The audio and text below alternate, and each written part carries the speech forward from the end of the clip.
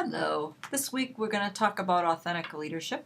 It is chapter, I think, 13, this week 13 at least, in your book. I want to first talk about the discussion boards last week. Those that participated did a fabulous job. It was thoughtful discussion about a very controversial topic. I liked how we brought in actual information about the leadership qualities and looking at how HBR had defined them through different chapters, adaptability being one. I liked the external resources that were brought, and I liked the volley of opinions. It appeared to me that people were thinking, and that's the purpose, not to resolve the healthcare issue or determine whether it was a right move or not, but instead thoughtful discussion looking at how we've talked about leadership throughout this course.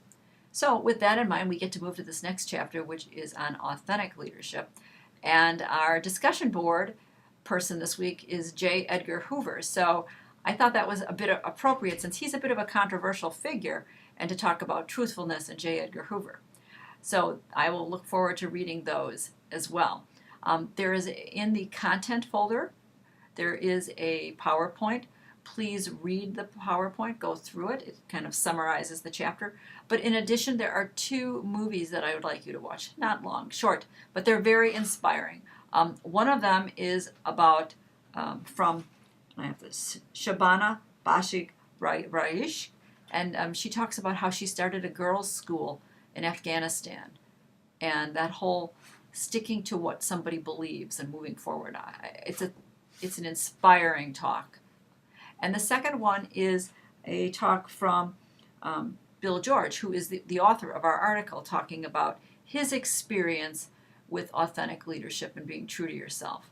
And I can just tell you from my own experience that one of the reasons that I left Siemens after 13 years was because I wasn't happy anymore and I didn't find it fulfilling. And it was a huge decision to leave because I left a good salary. I left my company car, my company gas card, my company computer, my company phone. I had a home office allowance. I had a lot of support for things in the main office. My frequent flyer clubs. It was a big change for me to come and make this change into education and learning. But it's something that I'm passionate about.